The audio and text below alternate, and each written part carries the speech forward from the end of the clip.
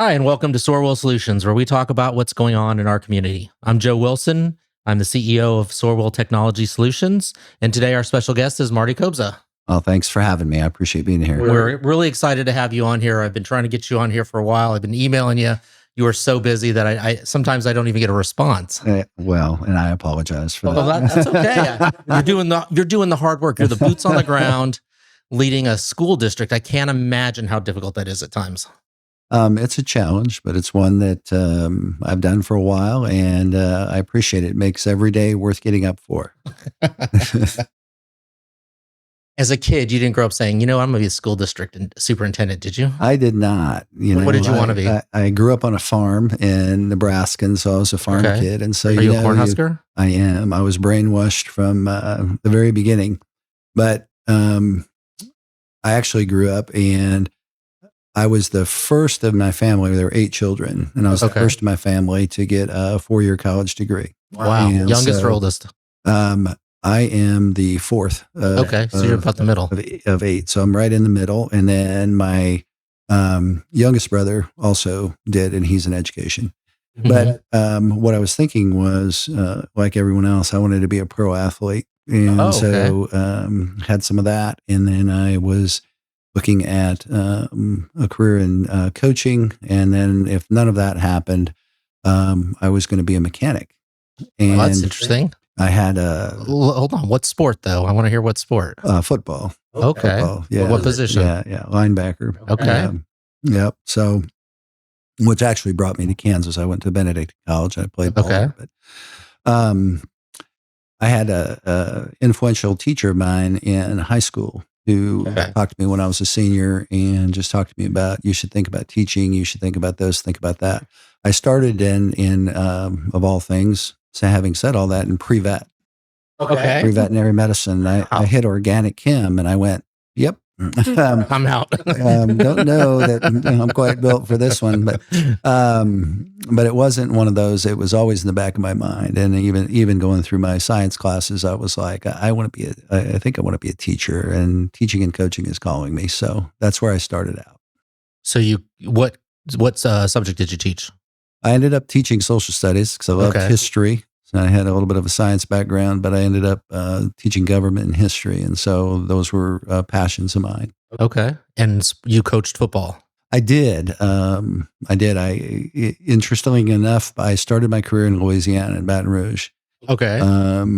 I got to coach against Work Done. Wow. And then one year they were desperate for a basketball coach. I had wrestled in high school, so they were really desperate.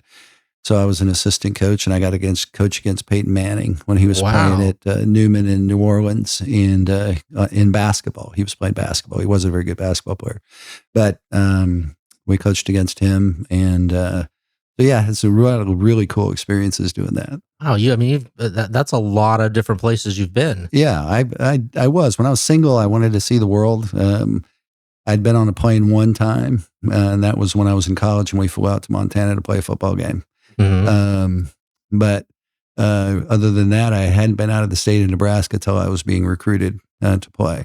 So, literally small town, small farm kid. And so I expanded. I did that. I taught in Baton Rouge. I taught in Arizona for a year. And then I came back to Atchison, did that, and ended up in Eudora for quite a number of years.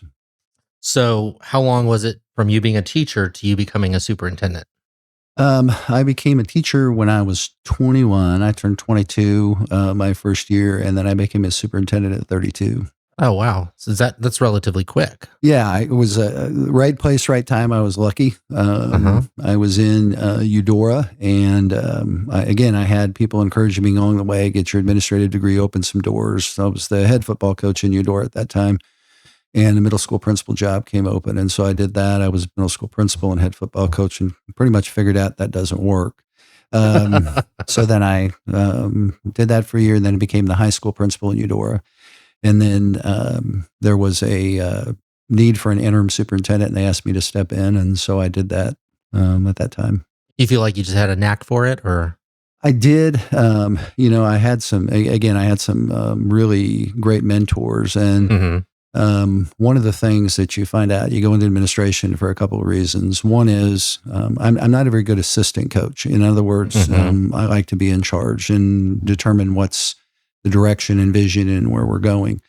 That was part of it. The other part of it is that you sometimes become a principal either because you don't like what someone is doing and you're like, man, if they can do this, I know that I've got some better ideas. Or the other one is you have really positive people and you follow them. And I had a bit of that in my career, both of them. And so decided that's the direction I wanted to go. So you're at Eudora for how long then? We were in Eudora for 14 years. Okay. Started there as a teacher and coach. I coached football, wrestling, and girls softball. Oh, wow. And did that. And we were getting our master's degree at Benedictine College at the same time. So it was a busy time in our lives, and we were having kids. And then, like I said, moved into middle school principal, high school principal, and then into the superintendency. So then from Eudora, you go to Wyoming. Oh, wow. And so I don't know if you remember when Kansas went through the significant financial crisis, and schools were getting cut and everything else. We kind of saw the writing on the wall on that. And my wife and I, we had 5 children, and we're like, you know what? We want something for our kids. And Wyoming had a really cool program out there. Basically, if you graduated from Wyoming High School, you went to a junior college or University of Wyoming relatively free. Oh, wow. And so there were some of those kinds of incentives and benefits. And quite honestly, I'd been to the mountains, like I talked about going to Montana and other things, and always someplace I wanted to go. And so we ended up being in Wyoming for 10 years. Okay. 3 years in Hot Springs County School District, which is Thermopolis, Wyoming. World's largest hot springs, 2 water parks made of hot springs. Okay. 20 below and swimming outside. Wow. So we're there for 3 years, and my wife had taken one of our daughters to an appointment across the mountain in Sheridan, and she came back and she said, if there's ever a job over there, you have to apply. And so job came open, I applied and was fortunate enough to get it, and then we were there 7 years in Sheridan County 1, which is Bighorn and Tongue River. Okay. It's a school district that had 2 K-12 systems, and then there were some of those. So. And you were the superintendent of both? Mm-hmm. Yeah. Wow. Yeah. That's kind of interesting because here, every school district K through 12 has their own superintendent. Uh-huh. What was unique about there that? Just the size, just the efficiency. A lot of times in Wyoming, you'll see there's only 48 school districts in the entire state. So you'll see countywide school districts, but there are only 500,000 people in the entire state. And so just from an efficiency and management standpoint, that's kind of how they were set up. So I've heard people say recently, locally, that we should look at becoming a countywide school district and going down to one superintendent and assistant superintendent. Sure. What are your thoughts there? I don't think so. I think that the county is, even though you're talking about one county, it's very unique. The situations I'm talking about in Wyoming, if you were in Hot Springs County, you're talking about ranches, you're talking about a smaller community like in Thermopolis, you're talking about that, and you're talking about very much a homogeneous county. You're going to serve people. When you start talking about Leavenworth County, you talk about Leavenworth, Lansing, Piper, Tongi. Those are very unique communities with their own sense of identity. Sure.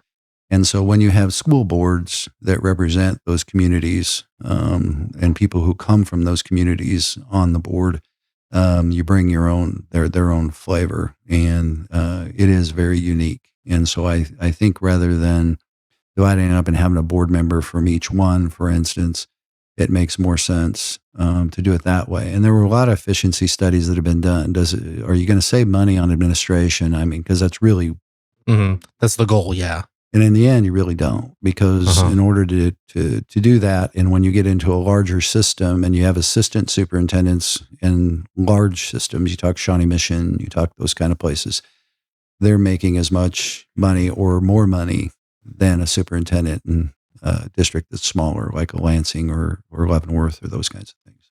Okay. Currently, what are some of the challenges that you're experiencing with the Lansing School District? You know, from our standpoint, we have been fortunate in our staffing. This year, we were able to fully staff all of our positions. That includes bus drivers, custodians, and everything else. And so that isn't a challenge for us as much as it is maybe for some other districts. But what we have is we have an issue where we're trying to build systems. One of the things that we've seen in Lansing is a significant change in our at-risk population or at-risk students. And at-risk is defined in a lot of ways. One of the ways, too, is in free and reduced lunch. It's one of the factors that identify that. When we go back to the 2000s and late, the 2013s in that area, Lansing had about 11% free and reduced lunch. This year in our elementary school, we're at 45%. Wow. What do you account for the increase? I think the economy, cost of living, lots of different things that have occurred. We have 392 out of district students who come into our district as well, and so there's lots of factors that I think contribute to that.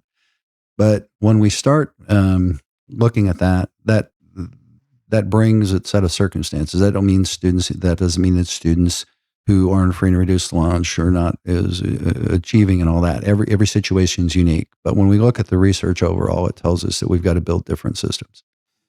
And so those didn't exist because they weren't needed before. And so we are building those systems within our school district now to serve students who maybe come to us who have unique needs or more needs than what the district was accustomed to previously. And so I think that's one of the challenges we face. Another one is our infrastructure has been neglected for years. Some of that maybe budgetary reasons, some of it just not staying on top of things, whatever it may be. But, these are issues that came up before you were there. These are issues that were existing before that just haven't been taken care of. But as you don't take care of those things, they get worse and worse and worse. Sure. Just like if you're a private homeowner. We have about 750,000 square feet of facilities, buildings. Oh, wow. And so within that, we have, if we're being totally honest, truthfully speaking, we got about $45 or $50 million worth of deferred maintenance. That's HVAC systems that are aging out, boiler systems, roofs, windows, just the non-sexy projects that nobody sees. It's not a new high school or it's not a new whatever. It's just things that don't sell your home. No, they're just those infrastructure things to preserve the facilities you have. So you're not going out and asking people to build a new building or do whatever, but to take care of the ones that you have. So with the exception of the high school, all of our buildings are in need. Roofing, we need a new roof on everything except the high school. Some of it has had moisture infiltration. We've got some structural things at our current middle school where we've got some rust and some things that are occurring. So just those kinds of things. And so we've kind of pared that down, and we're really looking at about a $30 million package that would get us back to zero. And what I mean by that is okay, let's get back to where everything is functional, usable. We're not at risk of losing a roof or a facility. And then we have our PM, our preventive maintenance program, going forward from that. Because right now we're patching and duct taping a lot of things together to keep it going. Fixing is what we call it in the technology world. Yep. That's kind of spending money that's not really well spent there. Yep. Just to keep it going. Things going. Yep. What do you think is your biggest success so far? I think we've done a few things that I'm proud of. We've found ways to create some efficiencies and save some monies.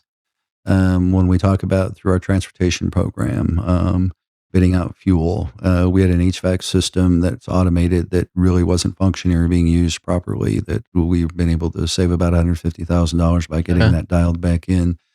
We've increased our security within our buildings, added some features to that, and we have more work to do there as well. But trying to do that, I think we've gotten some really good people within our district. We've been able to hire quality staff, and that makes a huge difference as well. We've started a virtual program in our district, something where we had $150,000 going out to pay someone to serve 30 students for us.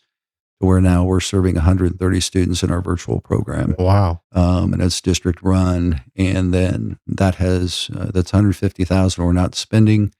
I think we're offering a better product to some community members who otherwise weren't engaged with the schools before, that now they get something back from us. And I think that's a big deal. Some of our homeschool families, some of those types of things. And in some cases, a traditional environment just doesn't work for a kid.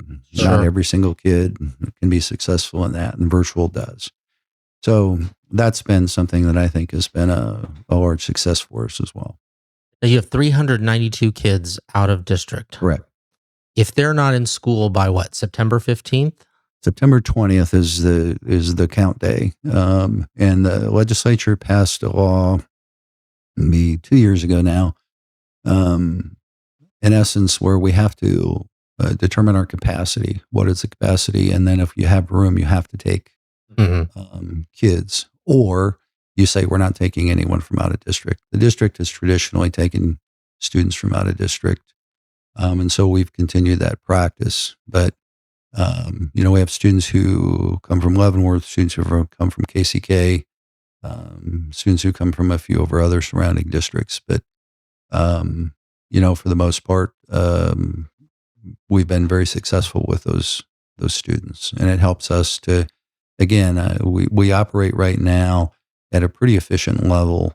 Whether we talk about our teaching staff, I know there's been a lot of talk about administration and whether we have too much administration and those kinds of things. If we look at what the standard is within business, we have far fewer supervisors, administrators than a business would. In addition to that, if we look at kind of national averages, how many staff per administrator should you have, or how many students, we fall on the low end of that as well. And so it's one that I think we're kind of in a really sweet spot right now as far as where we're at with our efficiencies and how we operate. How many students do you get after that September 20 date? Well, if they're from out of district, we don't accept them after September 20. Okay. We don't. The exception to that is if they're foster kids who are placed or homeless under what's called the McKinney-Vento Act. Some of those kinds of things, there are some students that are accepted. But once we hit once school starts, we really don't accept out of district students. Okay. Teacher retention and recruitment seems to be a challenge across the state. How has that worked out for you guys? Our first year in, this is my third year in the district. Our first year in the district, we had about 35% turnover in our teachers. This last year, we had 10% of our certified staff. Some of our other positions, if we're talking about paraprofessionals or we're talking about custodians, we're talking about some of those types of jobs. Turnover's a challenge. We see a lot of it. With our paraprofessionals, sometimes are working with our most challenging students, our students who might be in say an autistic classroom or behavioral classroom or something like that. And it's a tough job. And so we see some turnover there. Custodian, again, it's part of that PM program, preventive maintenance program that we're talking about, building that system that really wasn't there, getting the expectations in place for what we do, getting our cleaning procedures dialed in, all those kinds of things that we feel good about where we're at now. And we've seen a real slowdown and turnover in that as well. And so we have some good people that are managing that for us, running that for us, and looks a lot better. What's the key factor, do you think, that is most important when you're trying to keep a teacher from leaving? Culture. Culture more than dollars. Yeah. Teachers aren't going to get rich anywhere. It's part of when you become an educator and you become someone who just accept in the classroom. You're accepting that maybe it's your mission, your service, your whatever else. It's a passion. It's a lifestyle. It's what you do. And so, you're not going to be out there and making tons of money. It does help. We're below that 50% mark as far as what we do for base pay for teachers, but teachers who stay within our system for a long time tend to benefit as compared to others. And so if you're starting out with us, you may not start out as high as you would, say, in one of the neighboring districts. But if you're with us for 8-10 years, all of a sudden you catch up and can even surpass a little bit. And so that helps with our retention as far as the monetary part. But the bigger thing is just culture. Are you in an environment where you feel like you're supported? Are you in an environment where everyone's going to have issues? And so if an issue comes up, is it being resolved, or is there an attempt to resolve it or make it better? And if staff or people can see that that's occurring, then they tend to stay. If it's something or they feel like they're being ignored and left out on an island, they're going to go somewhere where they're going to be supported. So that's a challenge, and that's something that we try to address from the administrative level, is to go, yep, this is a problem. We've heard about it. You've brought it to us. Now are we trying to find solutions, or are we just ignoring it? DEI has been a huge issue in the news. Everybody's talking about the DEI culture, removing it from and not from a political standpoint, but from a teaching standpoint. Is there value in creating these DEI environments where you have a mix of students? Great question. Thanks for asking. It's obviously it's an and extremely, if this is politically charged, this isn't a gotcha. No, but it's one of those scenarios and situations to where we have students who come to us from every background. Sure. Every possible angle that you can think of within that. What our job is to do is to serve that student where they're at and who they are and go forward. Is it our job to influence them to become something they're not? No. But it's our job to meet the student where they're at. So if they come to us and they're of a particular orientation, they're of a particular race, they're of a particular whatever, we're going to do our job, which is to educate that student and open doors for them the best possible way, understanding they are who they are.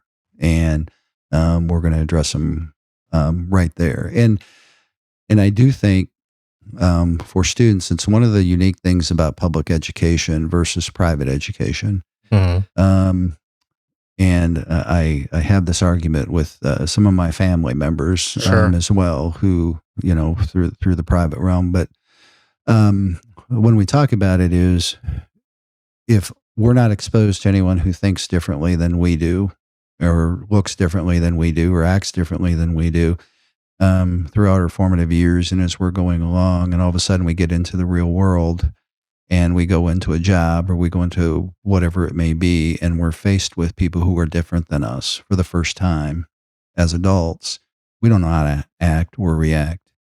And that can be a challenge for someone to be able to adapt. So unless you live in a bubble, unless you live in your own little world, you're going to be faced with people who are different than you throughout your entire life. And so I think that's a really important part of going through that public school experience and process is we may not be able to do it. And so sometimes for parents, as parents talk about it or think about it, and they go, well, this kid in their class is this way, or this kid in their class is this way.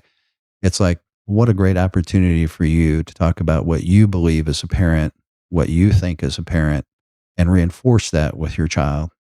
And rather than maybe tear someone else down. This is what we believe, and this is what we do. You put that together so tactfully.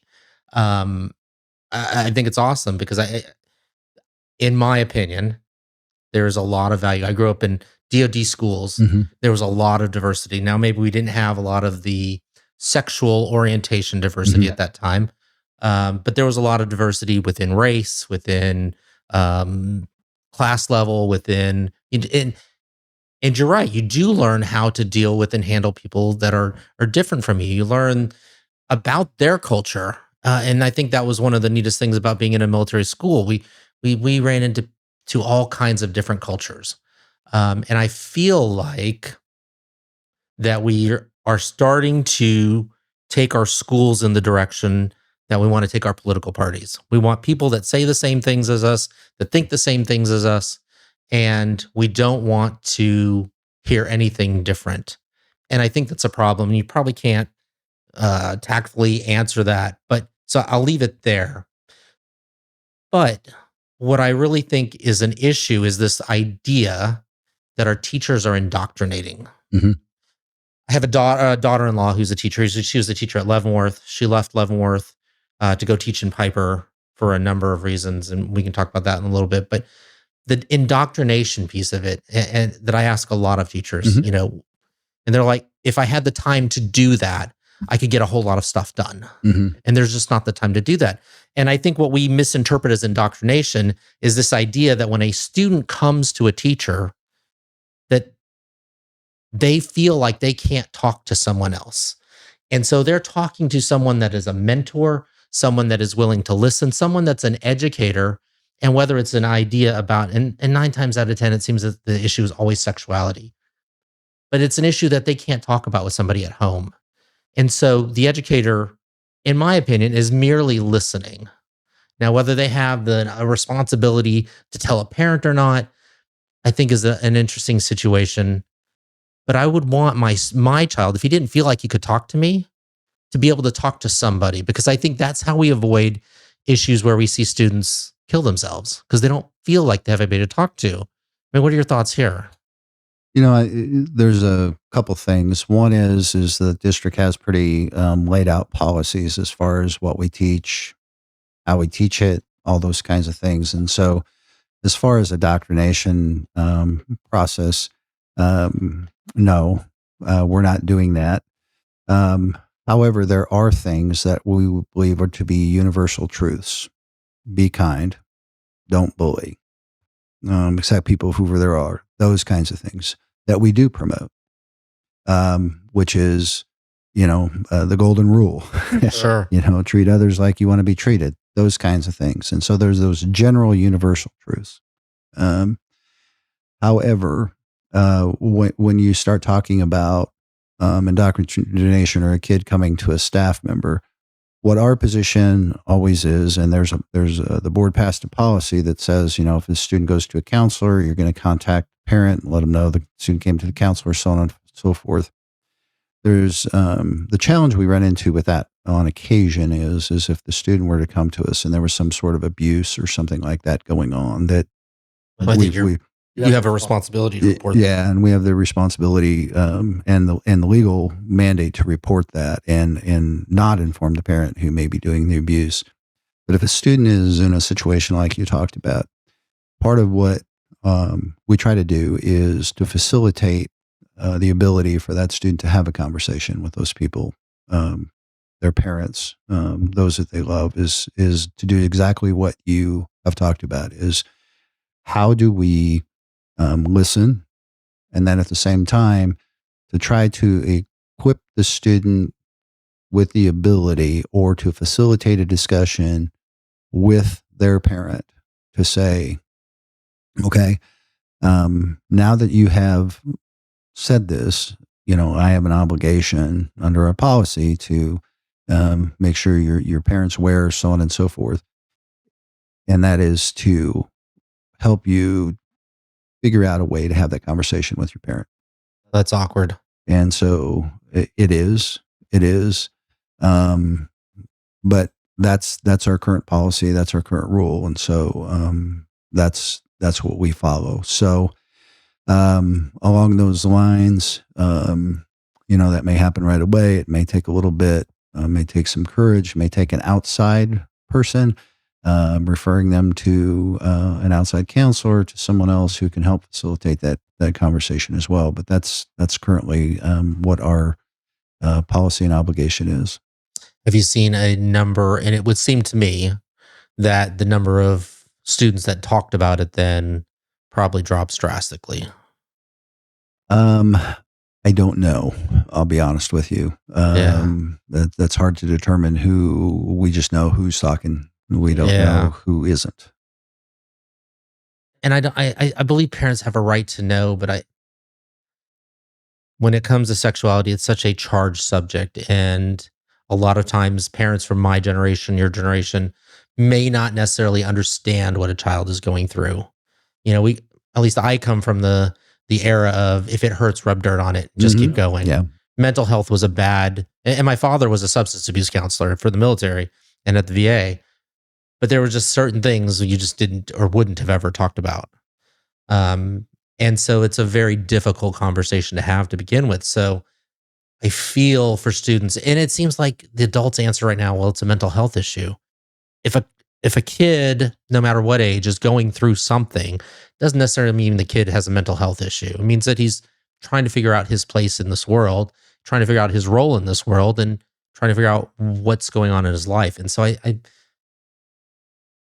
I struggle to see or understand some of the rules that we put around that, simply because, I don't know, growing up, I thought that my parents encouraged me to open up to teachers if I didn't feel like I could talk to them. So this is kind of strange for me. We'll move on here. Currently, what are your top priorities moving forward for academic achievement? I've heard a number of people say, and I think it's Lansing specifically, well, they continue to raise the mill levy, but academic scores aren't going up. Yeah. So when we look at that, I know that there's a lot of political opinions, political groups about levels 3 and 4 on the state assessment, what that looks like. There were some changes in cut scores. There were those kinds of things.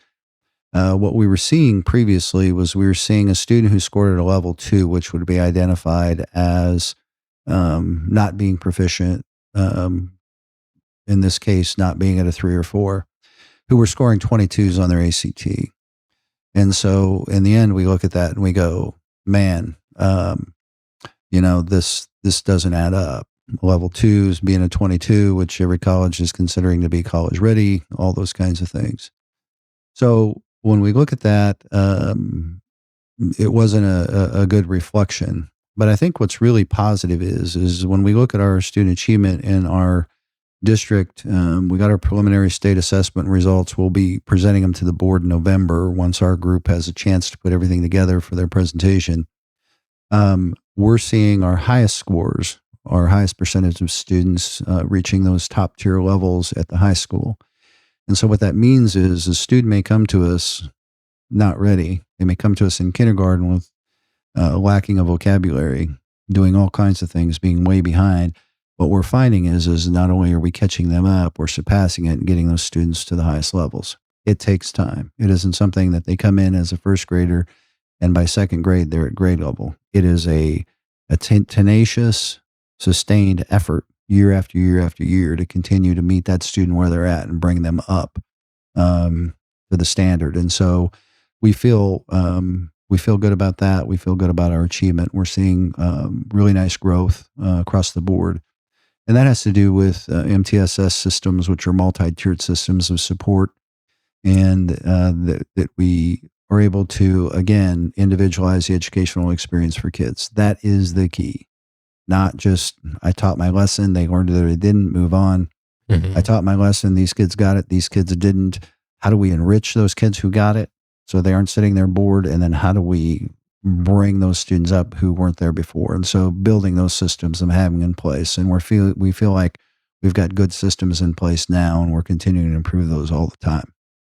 So I don't know if that answered your question, but Sure. that's really where we're at. So there's that. And I think the second part of it is something that we've identified is an area for significant improvement that Lansing needs to make is in the area of CTE, or career and technical education. That's my next question. Yeah. Yeah. And so that really is an area, we have some traditional woodworking, we've got some architecture, we've got a few internships, but we really want to expand our internship opportunities for kids. And then we really want to expand some others. We work with the Pioneer Career Center. We work with Kansas City, Kansas Community College. They've both been good partners, but there's a limited number of spots. So we might have 40 students that might be interested in taking a CNA class, and there's 9 spots. Gotcha. So how do we then have our own CNA program, for instance, in Lansing? How do we do a welding program in Lansing where a kid can get a level 1 welding certification, or we're able to do some things with tech, whether it be cyber, whether it just be other things where we can introduce kids into that world. As you know, whatever we teach them now is going to be different in Exactly. the tech world by the time they get out. But just getting them exposed and being able to learn and be learners in those arenas.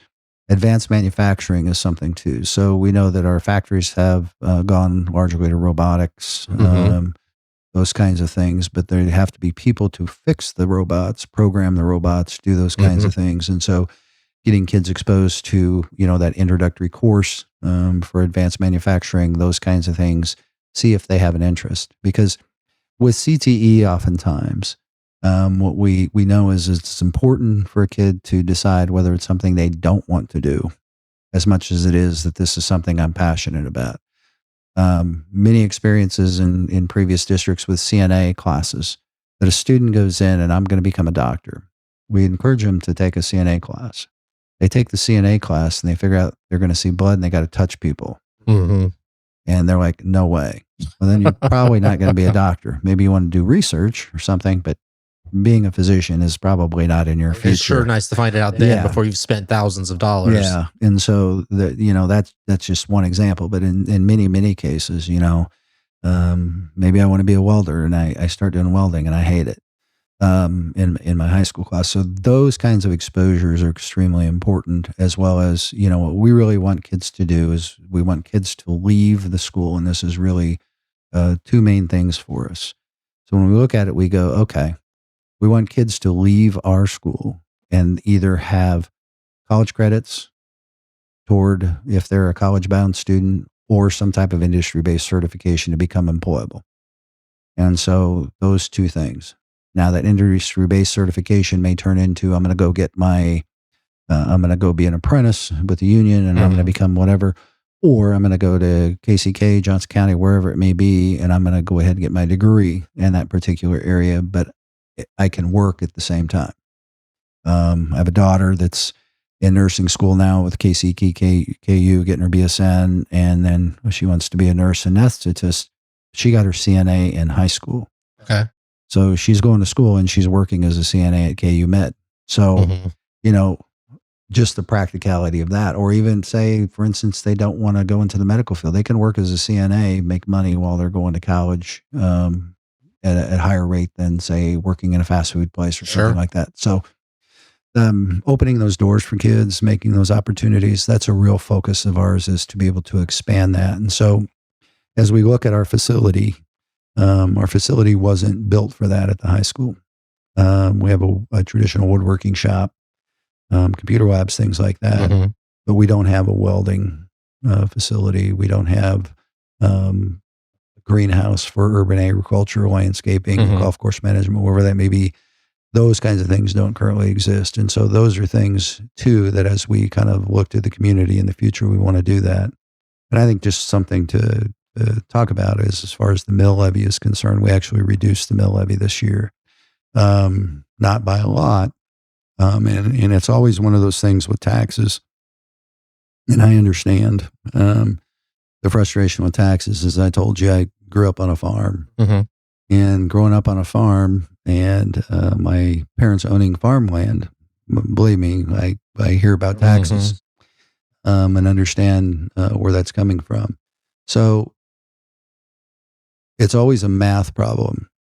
It's your mill rate times your assessed value equals your taxes. So the thing that we can control on our end is the mill levy. We don't control the assessed value. So this year, in trying to be as responsible as we can be to taxpayers, and at the same time try to bring the district into a financially responsible position to have some money in the cash carryover, which the district had been lacking for a long time, is to try to reduce that mill levy, knowing that assessed values are going to go up.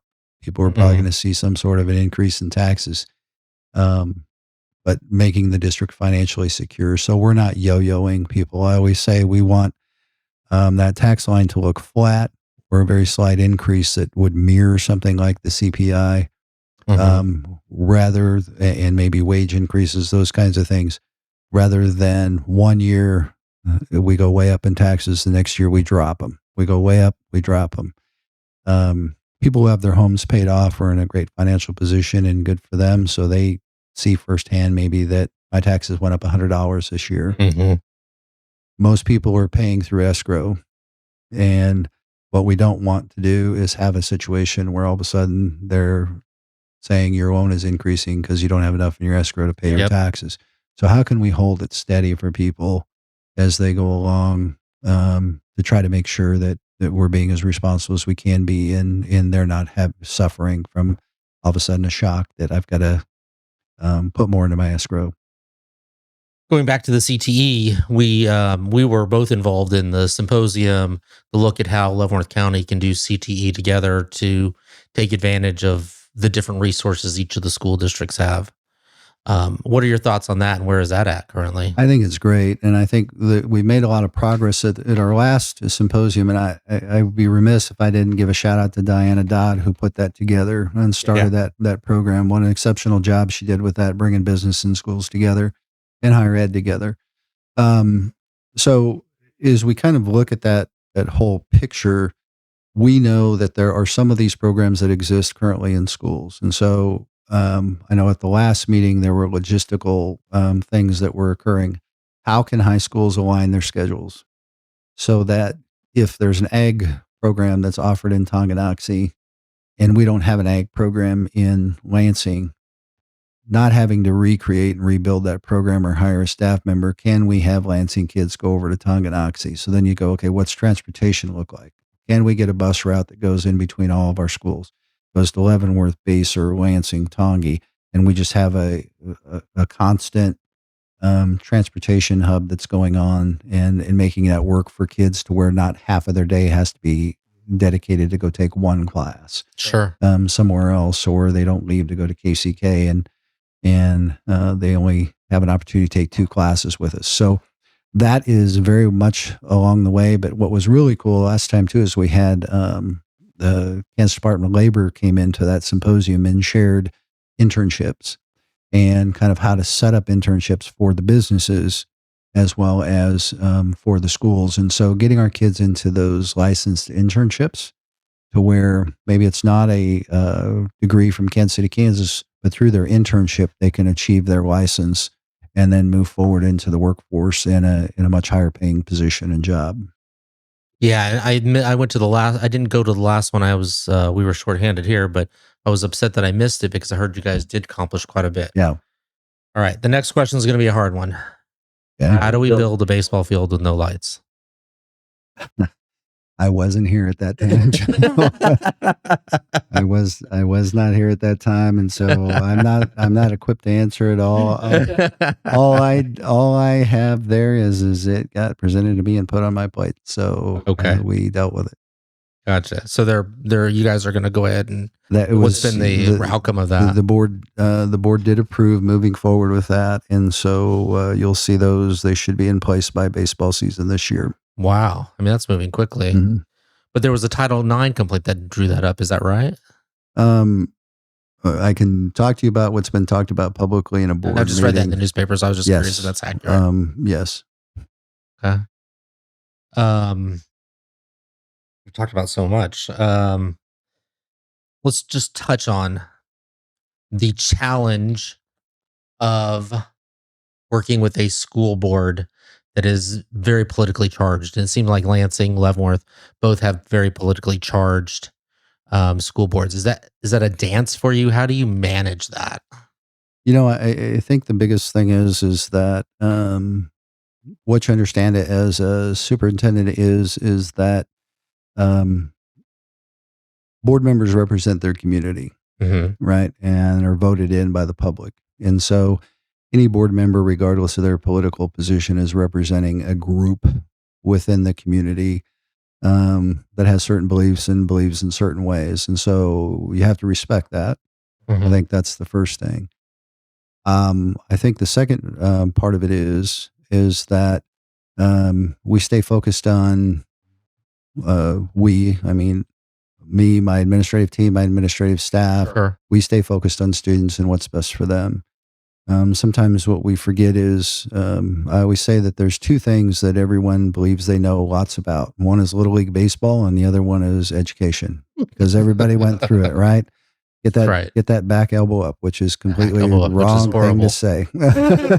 And And parents will fight you on that. Yep, I've coached so much Little League, and I tell them all the time, and yep, they will tell you not to listen to the coach yep. because they know better. And why doesn't the classroom look like it looked like when I went to school? Oh, yeah. And so there's those kinds of things too. But we are science, and there's a lot of research based upon what best Sure. practices are. And so what we do is we come back to that all the time. We come back to that all the time, and we go,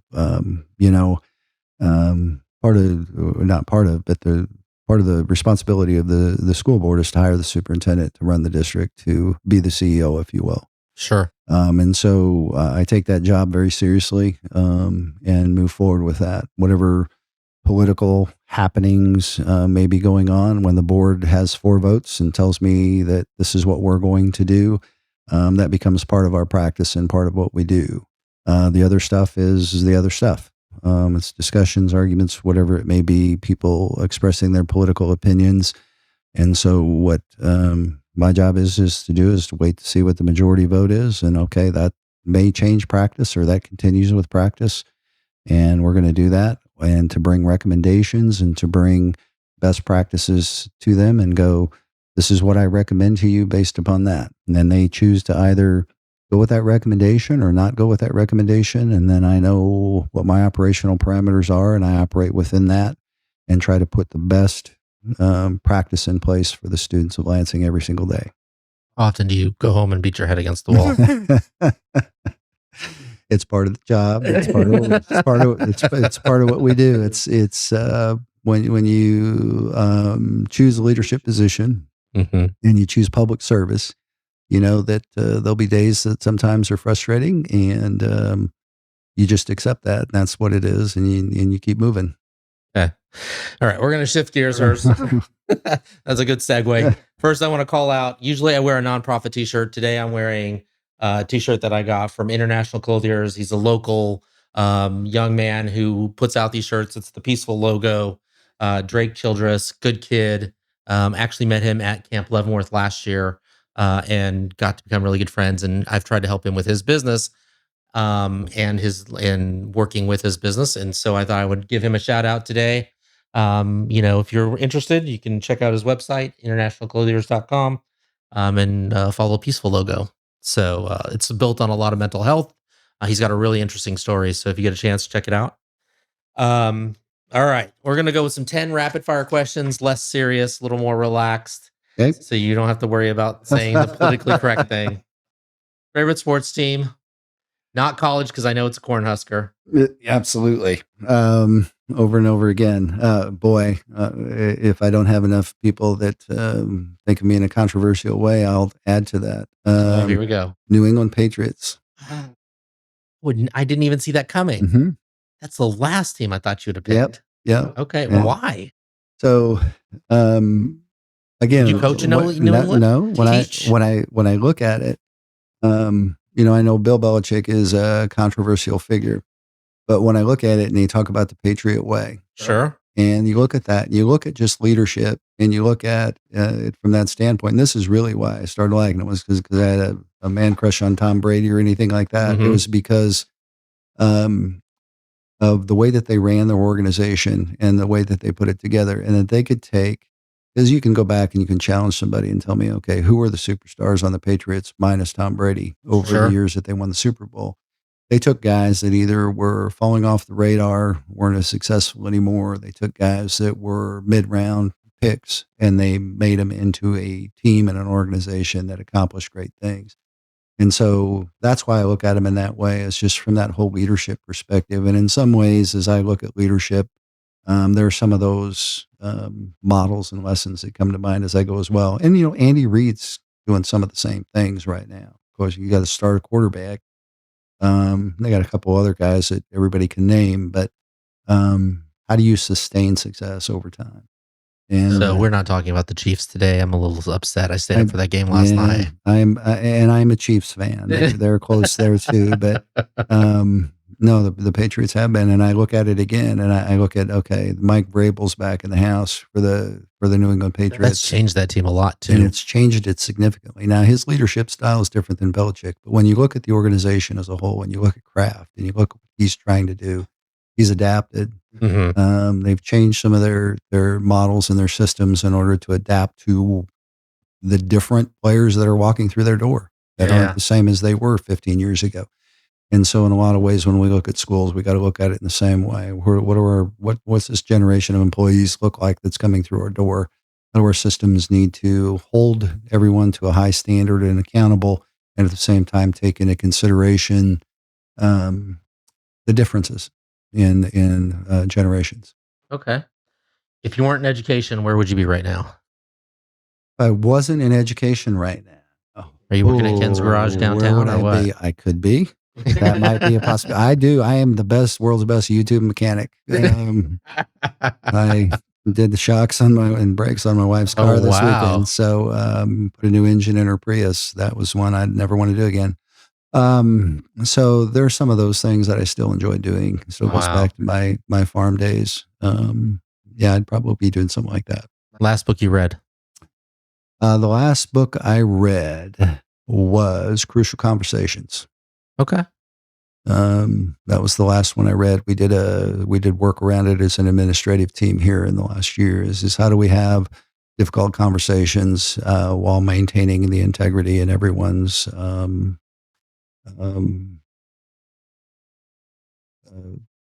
just maintaining a sense of kindness and at the same time having conversations that hold people accountable. Last movie you saw in the theater?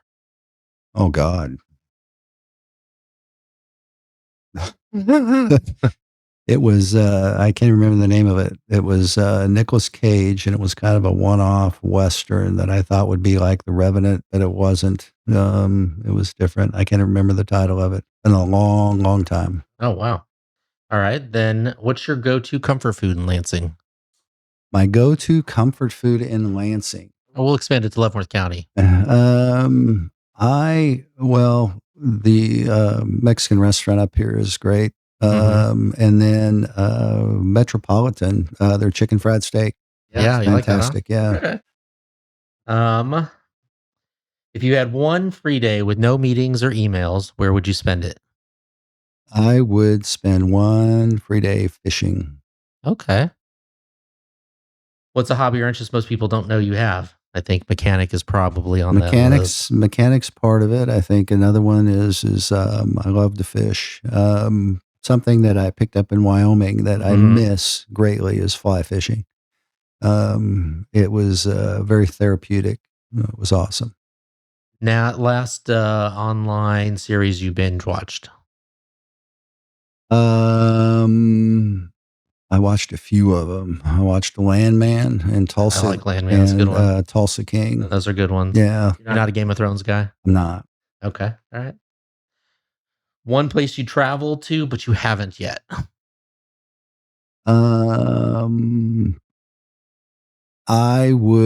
There's so many. Gosh, there's so many. But the old history person in me, I'd really love to go to Italy. Okay. I want to see, the Roman Empire, pretty much. Best piece of advice you've ever been given? Again, so many pieces of advice. This may not be advice, but it's something I have hanging on my wall. Okay. In my office, and I look at it often, and it's Teddy Roosevelt and his quote that it's not the critic who counts.